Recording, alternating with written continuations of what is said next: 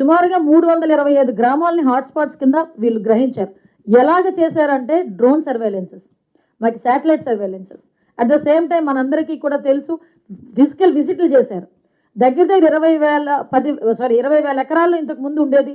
దాని నెమ్మదిగా 10,000 ఎకరాలు, ఈరోజు 10,000 ఎకరాలు కాదు 90 ఎకరాల్లో కూడా ఈరోజు గాంజా కల్టివేషన్ లేకుండా చేసామని చెప్పడానికి ఈగల్ టీమ్తో పాటు మేము చాలా గర్వపడుతున్నాం. You are very proud to say ఈరోజు గాంజా కల్టివేషన్ అన్నది జీరో కల్టివేషన్ ఈరోజు చేయగలిగాం. ఎక్కడైనా అటువంటి పరిస్థితి ఉన్నా కూడా వాళ్ళకి ముందే హెచ్చరిస్తున్నాం.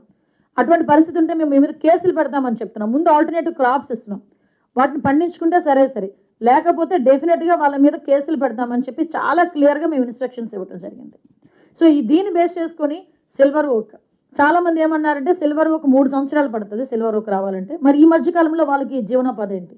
ఎస్, సిల్వర్ ఓక్కి 2.5 ఫీట్ సిల్వర్ ఓక్ అవనివ్వండి, మామిడి అవనివ్వండి, వాట్ ఎవర్ ఇట్ మేబీ, ఏదైనా 2.5 ఫీట్ ఉంటుంది. ఇంటర్ క్రాప్ వేయచ్చు, 3 మంత్స్ క్రాప్, 4 మంత్స్ క్రాప్స్ కూడా ఉన్నాయి. అవన్నీ కూడా ఈరోజు మేము చేస్తున్నాం.